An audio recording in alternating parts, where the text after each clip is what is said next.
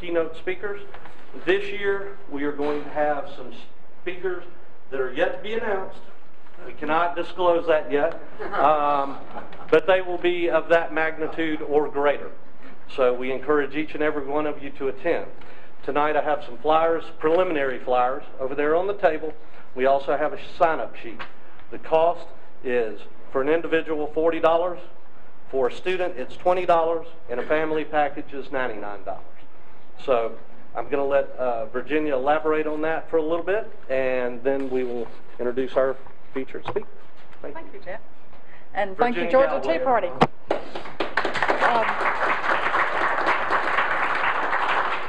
I am really excited about several things we've got coming up, but nothing more than our Defending the American Dream Summit. How many of you guys have ever been to one of those before? A few of you. Okay. Will you tell everybody else here if you enjoyed it? We'll have some really good speakers. I wish I could tell you who. I'm dying to.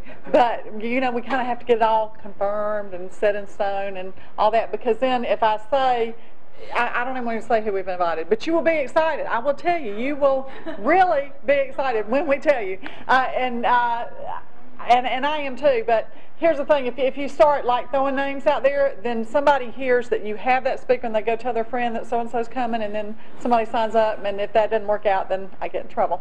So, but not only will we have that, this is not just about inspiration, although that is certainly a big part of it. It is also about educating you further to do your civic duty. I mean, we have classes. Last time we were only able to have 2 breakout sessions, 2 places to break out to. This time we're in a school. We have a dozen classrooms. So we'll be having a lot of little breakout sessions that are more personal, that there's like maybe 50 people in the room instead of a few hundred. And we'll be talking about policy things. We'll have the Leadership Institute, a national organization from Washington, D.C., coming down again to do things. If you want to run for office, that will be one of their classes. If you are considering running for office, also how to help other people win their runs for office. We're going to be talking about policy matters like the health care, the cap and trade, those kind of things. We'll have a whole menu of that out there. It was really funny because we kind of just threw this up on the website, you know, to save the date. And but they went ahead and set it up so people could buy tickets. And my national office called me and they said, "Do you have any speakers that we don't know about?" And I said, "No." And they said, "Well, you're already selling tickets like crazy." I said, "Well, good." So anyway, you can get your ticket anytime. We would love to have you. Also, I want to invite each of you. I really need you. You know how somebody was saying earlier that Mr. King said, "I can't do this by myself." Well, believe me, I can't do this by myself either. We've got a lot of things coming up at the Capitol, and I love your Gold Dome team. They are an awesome bunch of folks that work down there. But even as great as they are, they can't do it all by themselves either, because basically what's happening is not much right now. It's moving real slow. And do you know what that means? That in the last 10 days, it's going to move like a train, and we really need your help down there. Well, the great thing, and I don't believe in coincidence much, but we had decided to have AFP Georgia Day at the Capitol on March the 16th, Wednesday, March the 16th. That is going to be day 30 of the session. That's crossover day, when everything that's going to go into the Senate has to have been passed by the House and vice versa. So it's a very important day. So I need all of you to be there. If you're not on our email list, you can sign up at our website, or you can see Jeff and he can get me that information. But we would love to have you as a part of Americans for Prosperity. And thank you so much for being here, for your enthusiasm, for your support. And we want you to be a part of our special events coming up.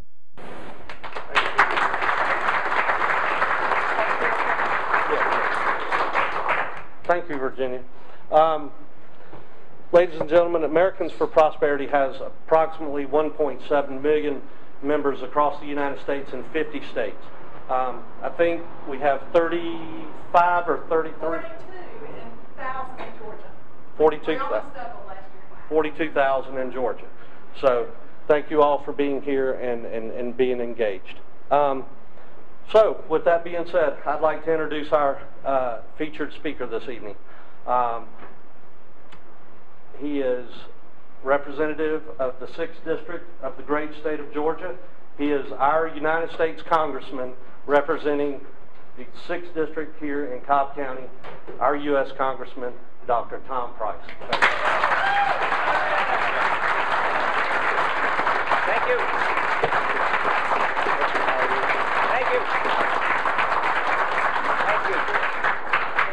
so much. I am excited to be with you tonight, fellow patriots who are going to save the country, which is what it's all about. And we really will. The good news is that there are groups just like you all across this great land of men and women who are sick and tired of what's been happening in our country and are standing up and taking it back. And I can't thank you enough for what you're doing. You all ought to know, if you don't, that Virginia Galloway won the Reagan Award recently from AFP.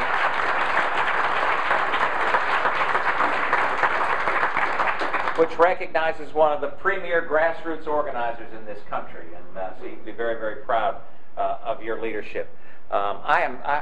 This is a wonderful group tonight. I appreciate you coming out on what you could be doing all sorts of other things. And you're here tonight because you're concerned about your country, and so I thank you for that. I thought what I would do is spend really a brief time talking about the new Congress and why I'm filled with optimism about part of it, and then talk a couple issues, but mostly leave time to address issues that you want to talk about, and I'm happy to talk about whatever you want to discuss for as long as we have, until Jeff gets the cane out and yanks me off stage. First, the election in last November is part of this process, part of this battle of ideas. But I want to tell you, you and others across this great land did yeoman's work. 87 new Republican members of the House, 63 of those. Let me tell you the good news. 63 of those flipped a Democrat seat to a Republican seat. And I know not all of you are Republicans. I understand that. But the great news of the 87 is that 37 of those folks never had run for office before in their life at any level.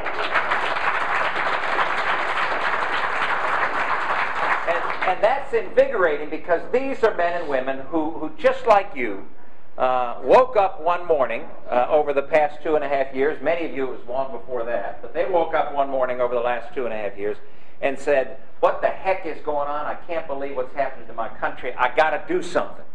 And in their district, doing something meant running for Congress. 37 folks who've never been held an elective office. They come with an enthusiasm and a passion and a patriotism and an optimism that is inspiring. It's absolutely inspiring. And you're already beginning to see that. Last week, or over the past 3 or 4 weeks, you've seen that play out with them holding our entire conference's feet to the fire to say you got to do more than you said you were going to do. Which is wonderful. And a lot of these folks are people who, as I said during the campaign, I could tell, because I was going across the country trying to recruit some of these people. And during the campaign, I would tell groups, these are men and women who stood up. They're not interested in coming to Washington to sit there for 4 terms, 5 terms, 6 terms, get on a good committee, and pass a piece of legislation. They're coming to Washington to save the country. And that's what they are charged with. Virtually every one of them says, I don't care if I'm here long. Doesn't make any difference. Which is a wonder. That's liberating. When you believe that, when you don't need that job, then it is liberating, and it's incredibly exciting and inspiring to be with them. Let me touch on a couple specific issues and then get to your questions. First is obviously spending. Spending has been profligate for a long, long time. Over the past 3 years, it has been reckless, irresponsible, and I believe destructive to the security and the economic viability of our country. You know the numbers as well as anybody. The last 3 fiscal years, 1.4, 1.4, and 1.6 trillion dollars in deficit spending. Trillion. You cannot continue that for any longer and expect that our nation is going to survive either economically or from a national security standpoint. This is by and large not Americans buying treasury notes anymore. You know, this is China and Japan and others purchasing our debt, and you know, the longer you do that, the more beholden you are to somebody else, and it's just wrong. It's just wrong. It is irresponsible and not being true to our posterity, our kids and our grandkids, and that's what our founders charged us with, is to hold this nation together and pass on a better nation than we received from our parents. So spending is out of control, and we are working to get that under control. What our pledge was to get us on a path to a balanced budget. And in 6-7 short weeks, we have begun that process. Last week, you noted through the continuing resolution, which is the part of the discretionary portion of our budget, which is only about 17% of the budget. The amount that we were dealing with is about $378 billion. And out of that 378, we cut $61 billion in real decreases, real savings, real decrease in spending. Never happened before in our history. Never in our history have we gone from one level of spending in one year and had the next year be lower. Now that's in the House. The $100 billion comes in if you take what the president had projected, because he was going to bump it up to $478 billion. And so I think we're about 106 on that measurement, $1 billion in savings from what he would have had his crowd been in charge completely. So it's a start. It's not all we need to do, because you got to get into the entitlements. You got to get into Medicare, Medicaid, Social Security, and the other automatic spenders that we just you got to open up, and as a surgeon, you got to dissect them, and you got to take out the cancer that's infecting our entire country. And we will do that. I commit to you that we will do that. Now, what does that mean? What does that mean in a Republican House, and by and large conservative Republican House? Last term I was privileged to chair the Republican Study Committee, the group of House conservatives. We got our numbers up to 116. These are self-identified conservatives in the House. This year, just to give you an idea about how different it is, the numbers are 176 members of House conservatives. Now that's 176 out of 241. So, but it's a completely a different field. But what does it mean when I commit to you that we will do all we can in terms of spending with a Republican House and a Democrat Senate and a White House that's held by a fellow that never met a payroll and has no clue what it means to balance his budget. What it means is that this is a battle every single day, and I can't promise you or assure you what kind of economic results we'll get in the next 18 months. I can tell you that we will do our level best to put forward positive solutions as it relates to spending, so that the American people going into 2012 will see a real contrast. Because I believe that 2012, always the next election is the most important election, but I believe that 2012 will be the pivotal election that will determine whether or not this next generation is going to inherit a country that allows them to realize their dreams and continue this American spirit and wonderful experiment in freedom and liberty. I believe it is that serious, that serious. So we will through the budgeting process, through the continuing resolution, the budget itself that we'll adopt in the House within the next 4 to 6 weeks, and the debt ceiling debate. All of those three things are the financial debates that will go on. We will put forward, I believe, fundamental changes through the House of Representatives that will give people that stark contrast. Two other issues I want to touch on very briefly, and then happy to take your questions. Energy policy. Some of you will know that in August of 2008, the last time gas got above $4 a gallon, yours truly, on August 1st of 2008, when Speaker Pelosi shut down the House, turned off the lights, turned off the microphones, and increased the air conditioning so it got cold as Greenman in there, and flew her private plane home. Shut down the House, and I, along with some others, stood up and said, we're not going home. We're going to stay right here, and we did every single day, weekday, in Washington for the month of August, that entire August recess, and challenged the Speaker and challenged the administration to get their act together, get our nation's act together, and address the issue of energy self-sufficiency, energy independence. We are so beholden on foreign oil. Much of it from Canada, yes, a lot from Venezuela and South America, but a lot from the Middle East, and we are about to see the reckless policy reward or a punishment of both Republican and Democrat administrations who have not done what we needed to do as a country for at least the last 25 or 30 years. We're more beholden on foreign oil now than we have ever been. Over 70% of our fossil fuel comes from foreign sources. Now, does that mean that we ought not be looking for new energy? No. We ought to be looking for new energy. We ought to be incentivizing that. Does that mean we ought not be conserving as much as we can? No. We ought to be. All of us can do more in terms of conservation.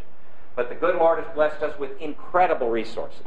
Right. And for us not to use them in a responsible way, offshore exploration, onshore exploration, clean coal technology, oil shale, all of the above.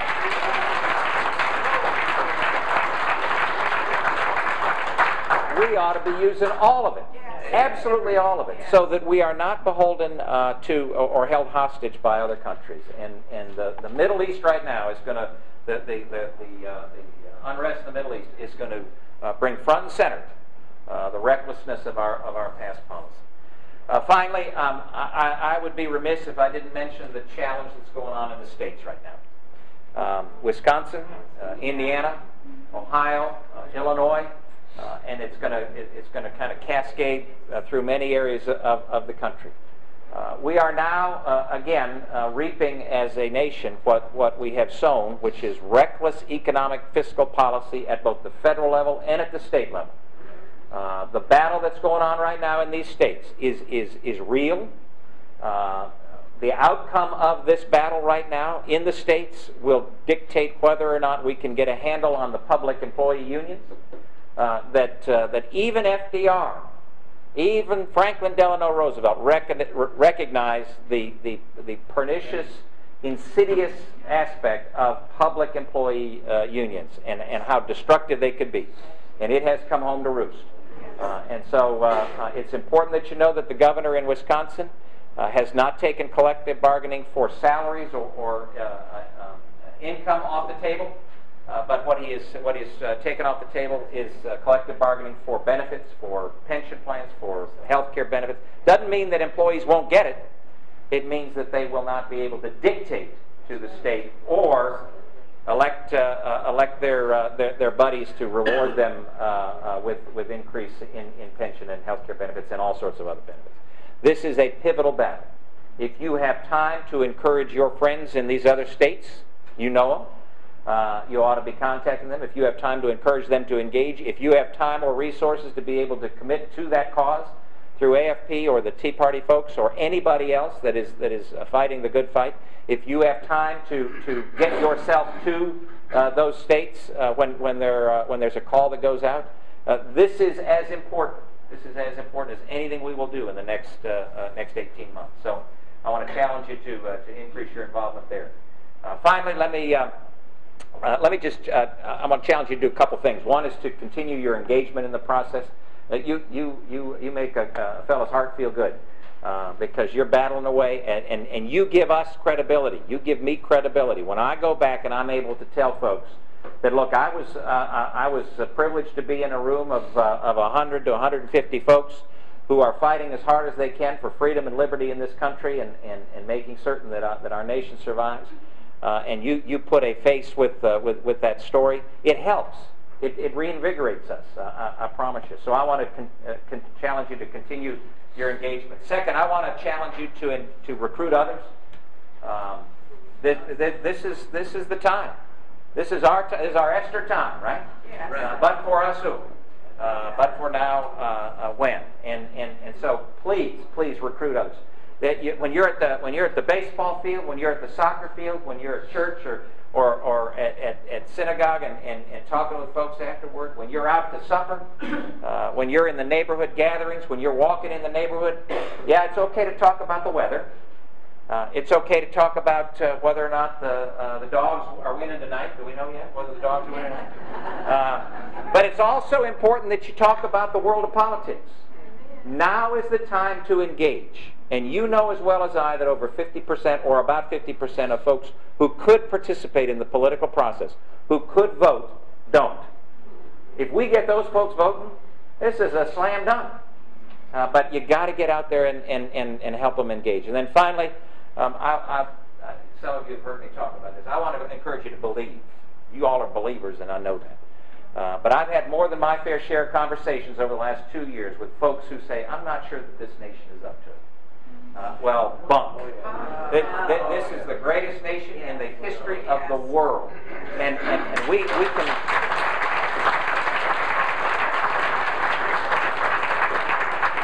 We have provided more liberty and more opportunity and more freedom and more dreams realized than for more people than any nation ever. We can do anything we want. And we can address and conquer any challenge that we want. But we've got to do it together. We've got to do it shoulder to shoulder, arm in arm, hand in hand. And if we do that, I promise you that this next 18 months will turn out to be a wonderful resurgence of American patriotism and spirit. And we will take this nation back and move it in a direction that our founders would recognize. Thank you so much. God bless you.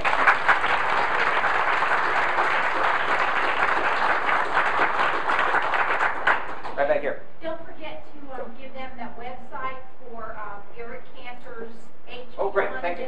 bill. Some of you will remember the UCUT program that we had over the past, the last 6 or 12 months of the last Congress. That website, I think it's ucut.org, now has the recitation of the bill that we passed last week for the continuing resolution. And the reason that's important to look at is because it's got all the things that we passed. You know, we zeroed out EPA last week. Zeroed out. Took all the money. And it just does your heart good to read some of those. Now, again, don't believe me, all of that isn't going to happen. But it's important that you know that there are folks up there fighting as hard as they can to make certain that we move in that direction. Had one on the back. Yeah. I want to know how come you guys didn't go with Steve King's amendment to fund Obamacare fully, because the 111th Congress can't tell the 112th Congress what to do. Yeah. And with the conservative budget amendment, it fails the House, and you voted yes for $82 billion, but 3 other of our supposedly conservative Georgia representatives didn't vote for it. They voted no, and it lost. Yeah, all I can do is get down there and cajole and get folks to move as much as they can in the right direction. And three of our folks voted no. Yeah, Gingrich, Kingston, and Westlawn. Okay. Well, you can ask them. But the Steve King discussion is important. Now, Steve King, who is a dear friend, and has been we've been battling together to defund all the Obamacare stuff, and he had an amendment that would do just that. In that H.R. 1, you will find when you read through it that we passed 4 amendments that would defund what was possible through the discretionary spending portion of Obamacare.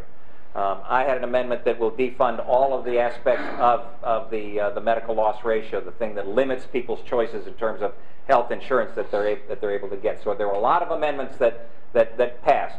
Now, his wasn't made in order because you can't, through a continuing resolution looking at the discretionary money, and this is down in the weeds, but through a continuing resolution that just looks at discretionary money, you can't get to it through a germaneness parliamentary standard to non-discretionary money. And the Obama administration was brilliant in how they funded their thing, because they took it directly out of the general treasury, not going through the discretionary, not going through the departments. And so it was a result of how they passed the bill that made it impossible for us from a parliamentary standpoint to get to it on the continuing resolution. Now, that doesn't mean we won't get to it on the budget, because I believe that we will. And I think it's wholly possible that we will also get to it on the debt ceiling debate. There are other opportunities to do that, and we will.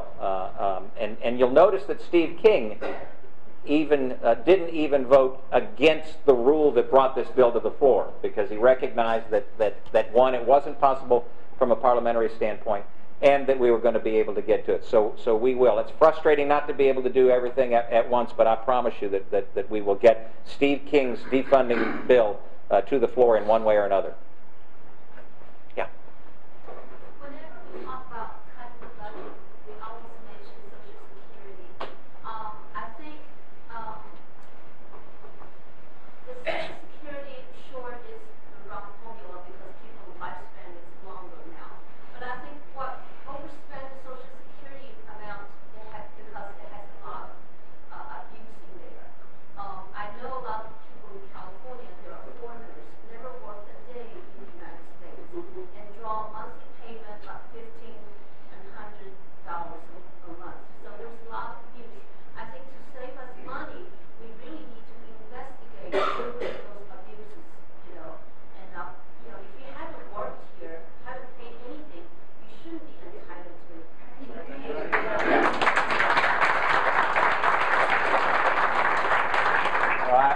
agree 100%. We got with the fraud we cannot tolerate. And all of you who get your annual letter from Social Security that outlines what you paid in by year and then what your benefits are, that ought to be true for everybody.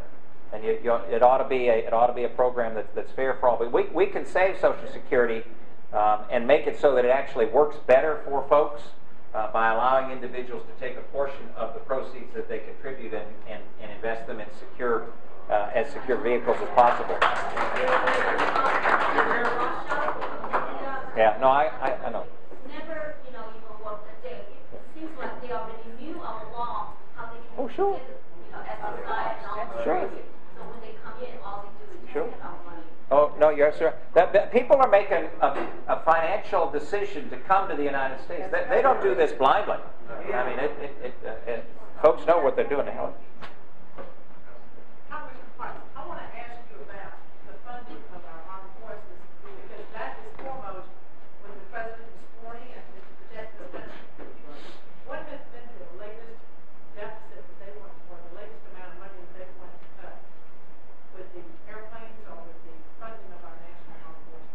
The problem with the president's proposal, I believe, is that it actually decreases the readiness and the number of our troops, which is I think abandoning the oath that he took. We can save money in DOD. Don't let anybody kid you. There are opportunities to save money in the Department of Defense, but it's through a procurement process and through money that's wasted in any big bureaucracy.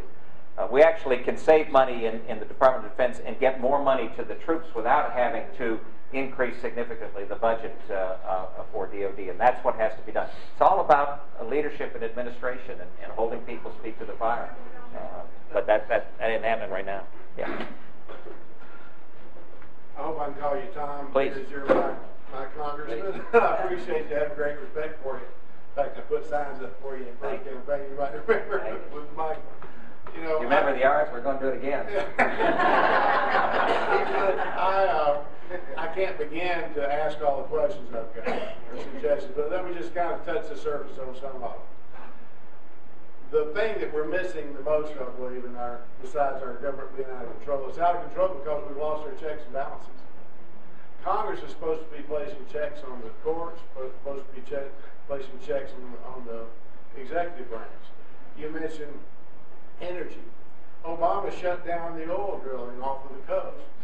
That's legislation, unless you have specifically legislated in a way that gives him that authority. I don't know that you have. And if you haven't, you ought to tell them that's null and void, and guys start drilling down there.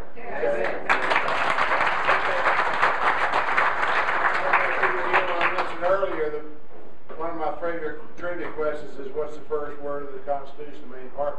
It's a little three-letter word. It says all legislative authority herein granted. Herein granted is important because if it's not herein granted, you don't have it. Herein granted is vested in the Congress. So when the president legislates with presidential directives or orders, you guys ought to shut it down the next day. The courts come down and they legislate through reinterpreting the original intent of the Constitution or bills. You need to shut them down the next day, and you can do that. You can do it in a lot of ways. Article 3, Section 2, Clause 2 says you can set such exceptions and such regulations as you see fit for the court. You can tell them you can't rule on prayer anymore. If they want to pray in the courthouse and put the Ten Commandments up there, they can't rule on that anymore. You could do that tomorrow. Well, maybe not tomorrow, but you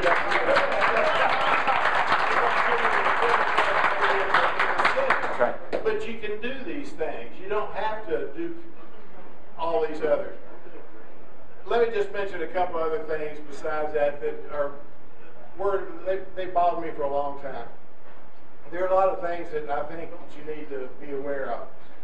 Privileges are set aside for citizens. Habeas corpus is a privilege. It says so right in Article 1, Section 9.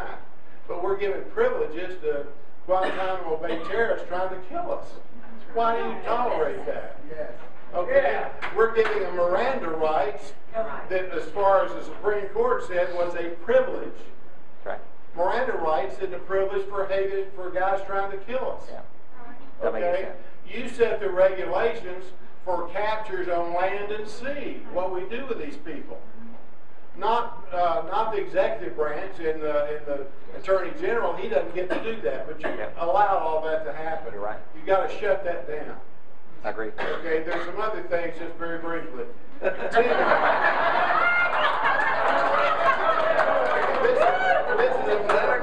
I love you guys want me to shut out, I'll sit out. But tenure in our universities needs to be stopped. Any university or college that gets government money, you guys need to pass a law saying you can no longer have tenure in these schools, because what happens is these leftists, sometimes Marxist, extremist professors hide behind tenure under the banner of academic freedom, and they no longer teach the truth. They teach things that our lawyers learn that are contrary to the Constitution. They teach things about our history that's contrary to the truth. You need to shut that off, because that's the genesis of so much that's gone bad in our nation. Right.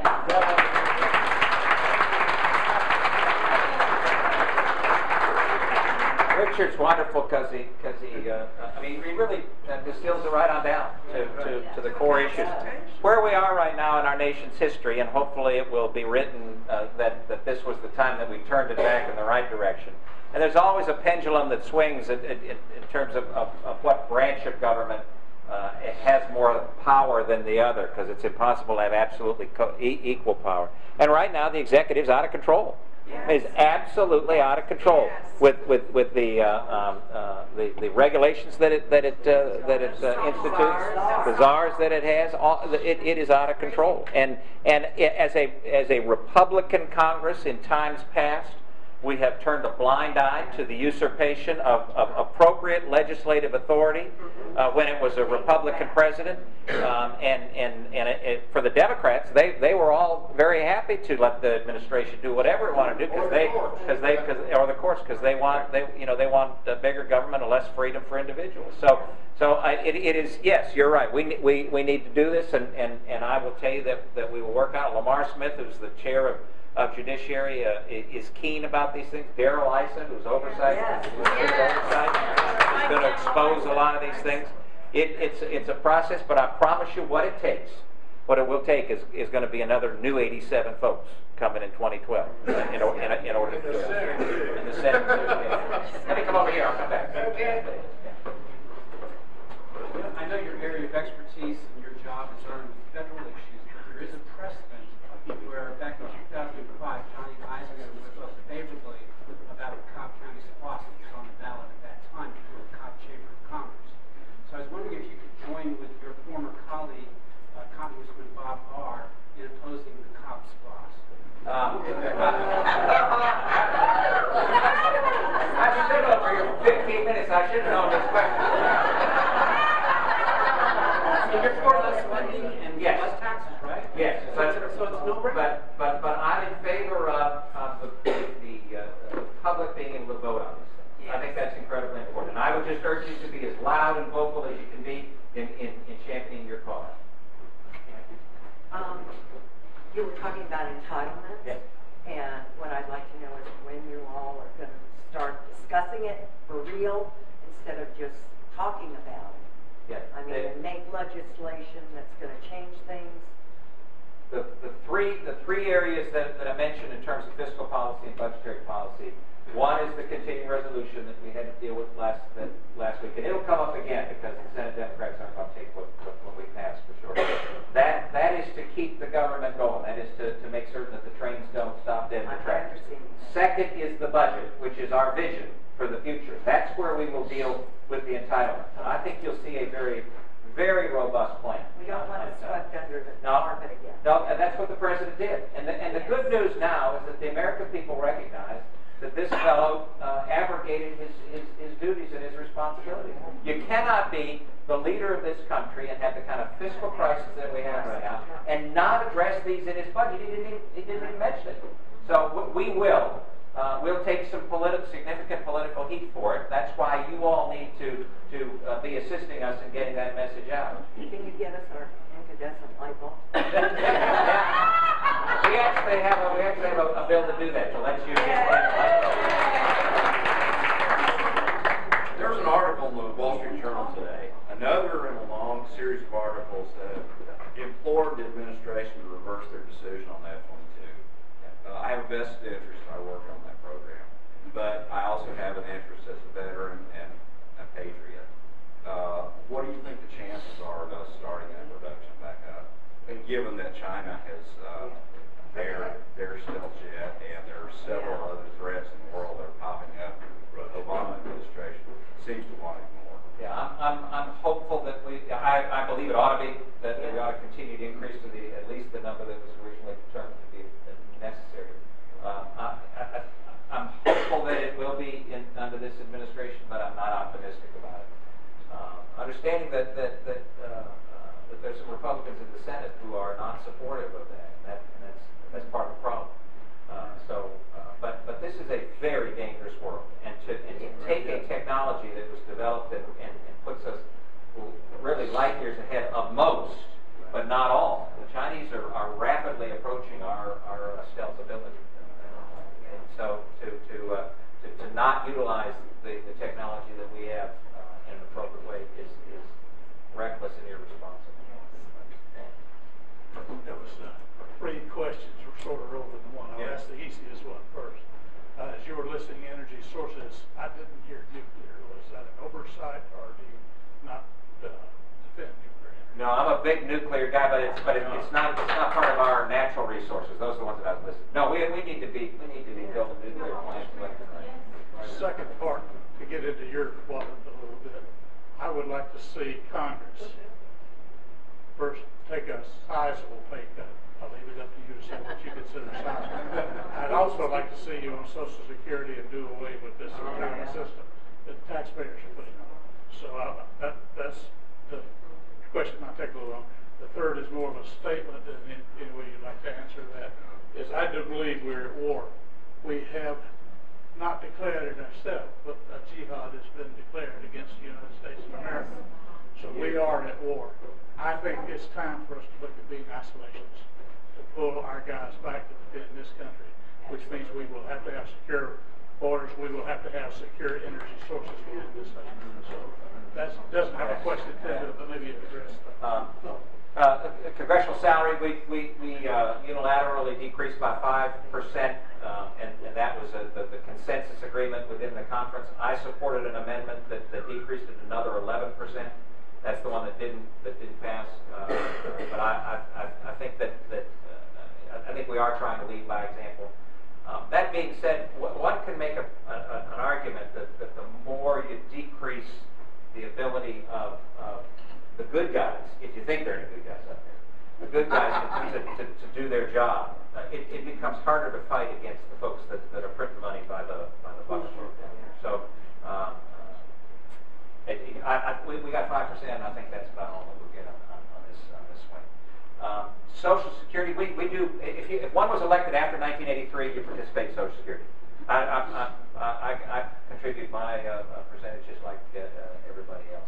Now we do have access to the Thrift Savings Plan, which is the federal retirement plan, and which is a plan that, just like healthcare, that all federal employees have an opportunity to contribute to, in addition to Social Security. But if one was elected after 1983, which I am one, we all participated in Social Security. Yes, sir. What can we do, or you do, about starting the drilling on the oil again? I mean, the courts have already said that you violated a court order, and the federal government is just basically thumbing their nose at the people. Yes. What can you do, or what will you do? But we have we've passed resolutions to demand that we utilize the resources that we have, and that we allow that the president lift the moratorium that he has for the Gulf. Salazar recently instituted another hold on drilling down there. I believe that he is flaunting the court order. He's been held in contempt by the court, and at some point, and now is as good a time as any, you've got to call him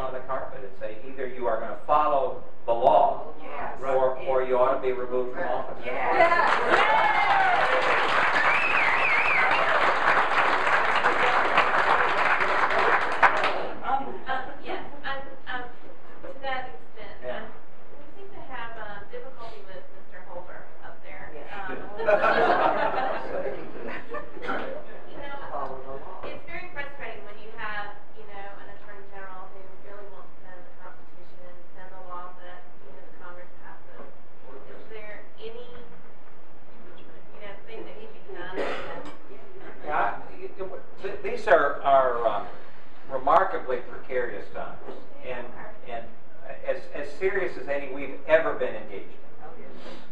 And what happened yesterday or the day before, I think it was yesterday, with the administration, and regardless of what you think about same-sex marriage, that's not the issue I want to talk about. I want to talk about the fact that the Defense of Marriage Act, passed in 1996 by a Republican Congress, signed by a Democrat president, passed in huge numbers. I mean, 300 and some odd in the 40 some odd in the House, and 80 something in the Senate. And this president yesterday directed his Justice Department to not enforce it in the court, not to battle the contests that are in the court. This is an administration run amok. He doesn't have that authority. He doesn't have that authority. This just happened. So we're working on what our response ought to be. Now, understanding that the House is one chamber in a bicameral legislative body. And so there are a lot of things that we can do and beat our chest and feel good about it. And we ought, because, again, I think one of the main roles that we have for these next 18 months is to provide that contract. But there are suits that need to be brought by people. There are think tanks out there, Federalist think tanks that defend the Constitution, that need to be challenging all of these decisions. It's not just we sometimes get into this mindset that only Washington can solve our problems. Well, I know who can muck it up, but a lot of the solutions are right out here. Yeah. I mean, You could. why don't we start that process? I think I've already read the case for you guys. It should be an easy decision for you guys to impeach him. Yeah, and you may be right that it should be. The recent history is such that people are gun shy about that. A lot of people would be behind it. Yeah. A lot of people. I think that there are discussions that are going on about this, and I'm as frustrated as you with these folks. I really am, and we will do all that we can from a majority standpoint where we can get our majority to hold the administration to account. Well, what can we do to help you guys get that going? Or we would actually I'll help you write the impeachment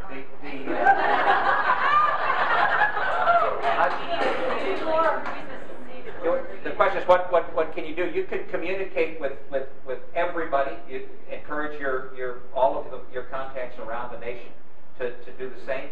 But I would also try to lift up and embolden the think tanks out there and the groups that actually, through the courts, hold to account our government in so many ways. Because there are oftentimes suits that can be brought to demand adherence to the law that private entities can do. I would always rely on Washington. Yeah, I'm coming this way. What can be done about the non-Congress? There are the Senate and the Congress in Washington. There are lists going around that there's 50-something registered with the Congress Party.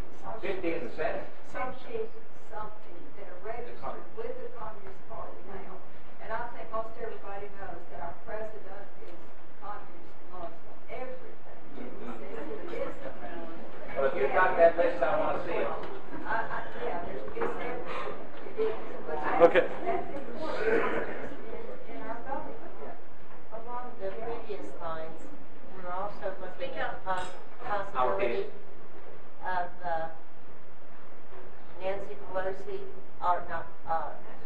Hillary Clinton, doing this treaty where the UN controls our lives, and the president threatening to countersign that, to take it back for advice and consent of a Senate that probably will just rubber stamp it.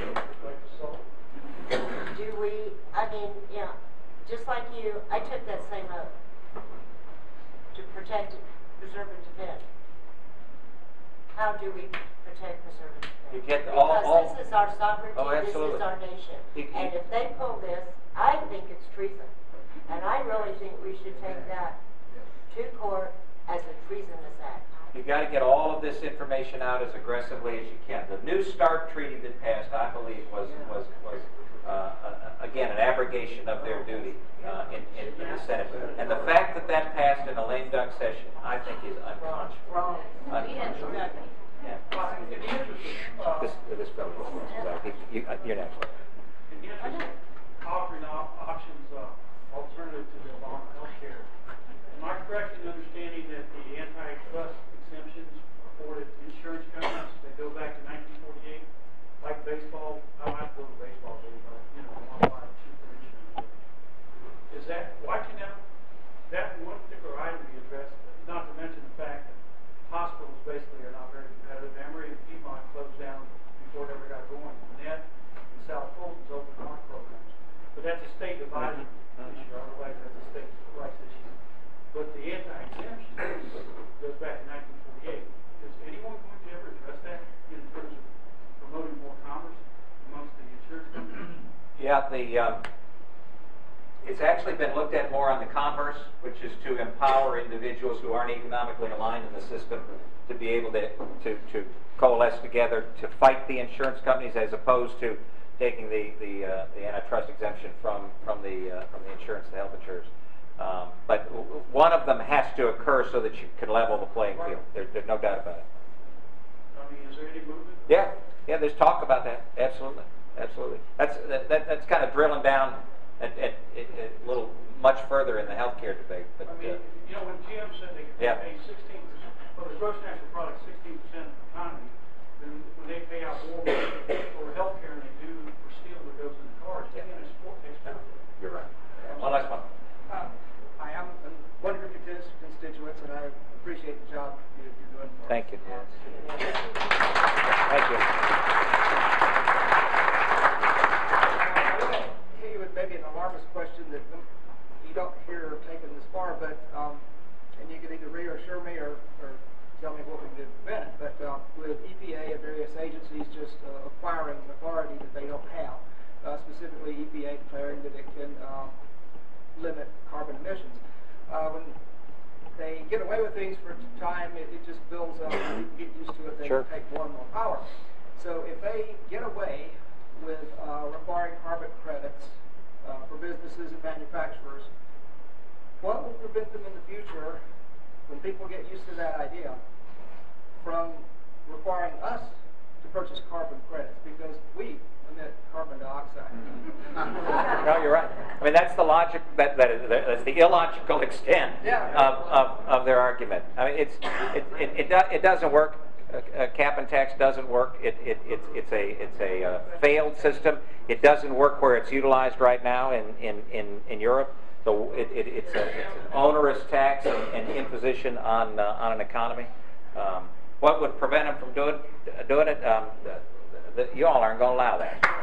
So I'm happy about that. Let me just close by, and I'll stick around afterward. Let me just close by thanking you again for what you're doing. This is incredibly important. We are as close as almost a good 9-iron, but not quite. We're right down 120, just west of Johnson Ferry. If we can do anything for you, let us know. David LeBlanc back here is one of our field reps in our office. Tom.house.gov. Tom.house.gov is our website. If you don't get our newsletter, we send one out once a week just to try to keep you in the loop. If you think we're doing something crazy, then let us know. If you think we're doing the right thing but we're taking heat for it, please make certain that those discussions in the neighborhood and in whatever groups you're in are the right discussions. And please take to heart the conversation that I had with you about the states. This is going to play out within a very short period of time because the state legislative sessions are by and large over by June. These next 2 or 3 months in the state legislatures is incredibly important. So lift the people up there in Wisconsin and Ohio and Indiana. And if we can ever do anything for you, please let us know. I'm honored to serve you. Thank you so much. God bless.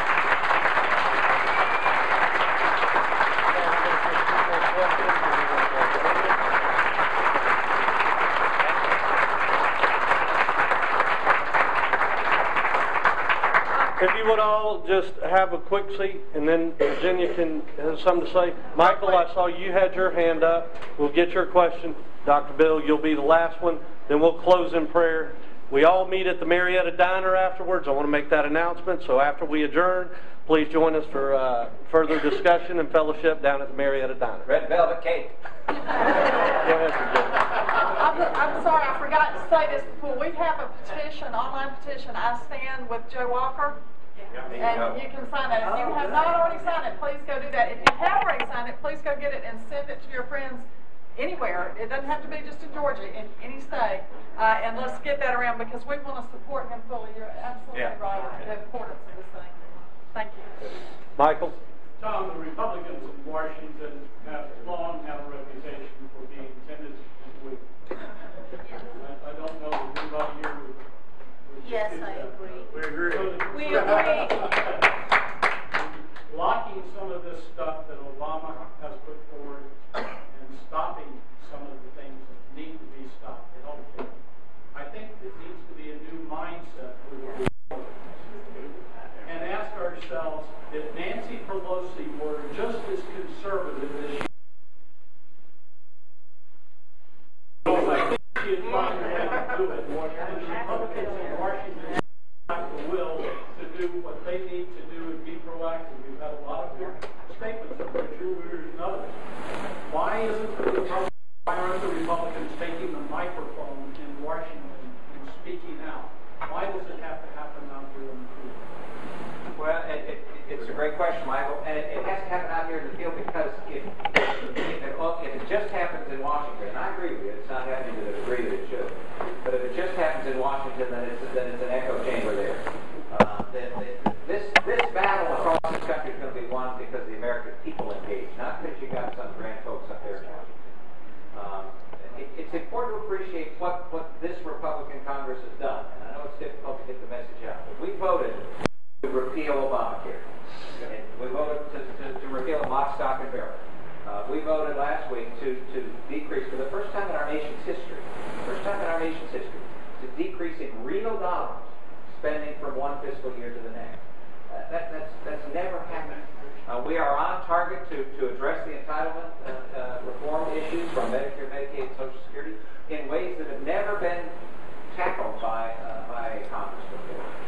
And I believe that we will fight to put in place the appropriate internal rules from a budgetary standpoint in the House that don't require necessarily Senate approval, that make it so that we get on that path to a balanced budget. So I hear your frustration. I share it, and I'm all ears and trying to do whatever we can to get our message out to a greater degree. But I would urge you to, on some instances, don't kick victory in the face. The vote in the House to repeal Obamacare is historic, absolutely historic.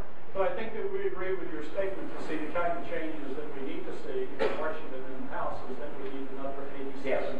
We need another 87 of us up there, replacing those who won't do the job. I agree. So we appreciate it. Absolutely. But we do need to hear from you. Yeah.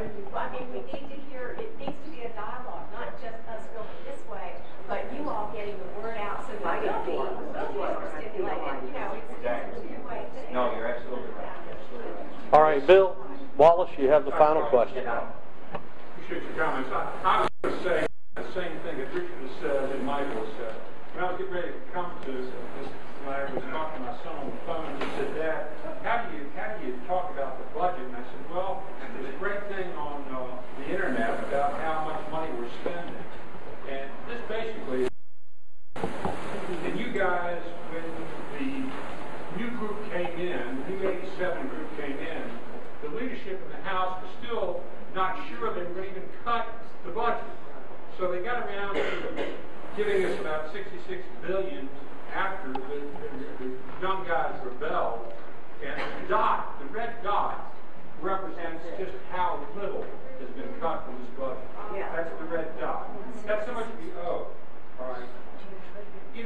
It's great to talk about what you do, but if these young guys hadn't come in, you wouldn't have done anything. Right? I mean, the House leadership leadership was still on the old track of being the rhino, being the bilateral. Let's get in, even in our Congress now, our senators getting into Durban and on making compromises on the spending bill. Richard talks about all these voices about all the things that have been done to us, and it's done to us every day. And you stand up there and you say, "Oh, Obama's so brilliant. Their department went underneath this and did this." Do we have anybody that's brilliant up there? Do we have anybody that's brilliant? Those guys are so brilliant, and we're so damn dumb. And so what happens is we have Michael bringing up the same issue in a more elegant way than I did. The smartest guy in the group who sits over there and tells us what the Constitution is about. We have people that love this country saying, we'll get together and, what are we going to do about Holder? We can't do it. We're going to stand around and say, let's impeach him. And we don't have any money. We're all working to death to pay our taxes. We can't buy a lawyer, so we can't do it. Or, go down and drill in the Gulf because we have a federal judge that says that. We have our own local guys in government. The governor of Florida has stopped funding Obamacare and sent the money back. We can't even get a deal to do that in this state, to send the money back. What I want is leadership. I want heroics. I want dements up there. I want lots of dements.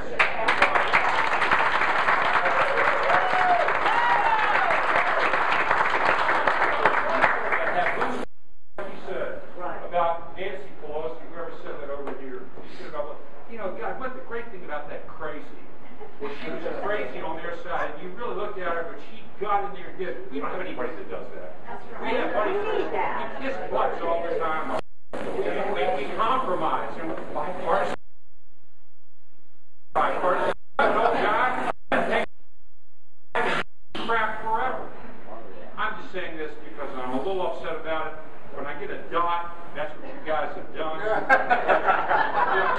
red dot, that's what the continuing resolution will be axed even more down so that it won't even meet what you promised us as Americans to give us $100 billion. You say, well, it really does meet that because if you project what it is and there's always a game that's being split. We never can win. I just want to win for a change. If you've got the House, this group of people, hustle. You have no idea how hard we work. You don't even know how hard we work. To have meetings, to have agendas, hours that we put into this. And I want to do what Michael wants to do. I want to do what Richard wants to do. I want to do what Ed wants to do. Get up and I want to impeach Holder for making black people. So many things, and you guys just tell us to go out and do it. Well, how do we do it? What do we do? We go up and talk and say, hey, we got to do something about it. We got to write a letter. But you guys are our representatives. You represent us. You're supposed to be our heroes. You're supposed to be the knights with the swords. That's what I want. Use the power to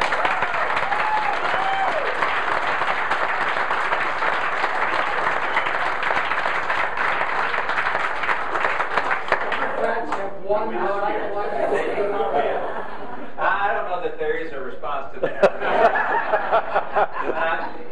I guess if I could say something, it would be I share your frustration and your anger and your passion and your patriotism.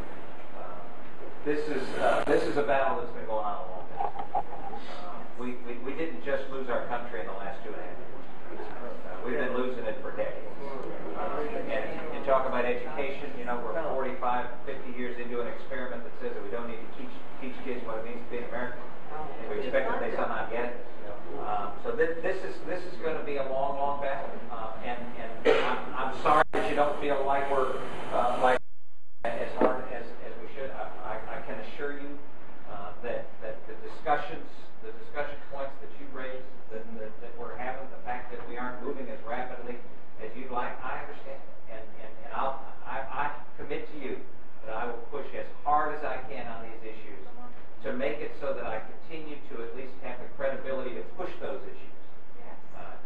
One can get, and you aren't going to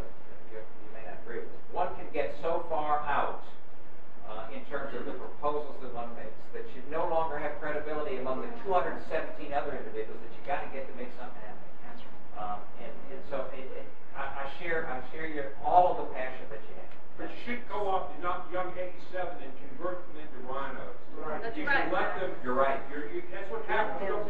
Take your office and we're going to get you a little business, and this is the way we do it. No, it's not the way we do it. We do it the way they were elected to do it, not the way you guys do it, the way the leadership. I want them to co-opt us.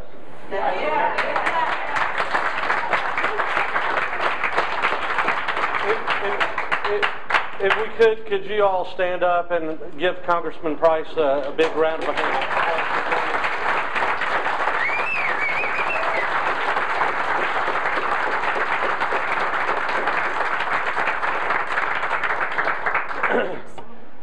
If you'll just remain standing as we close. Sunday night I had time to spend an hour with a gentleman who's a part of the Georgia Tea Party. Some of you know him, some of you do not. Jeremy Guider. He's a musician that has played here before. Monday he left on his journey to Kuwait to serve our country.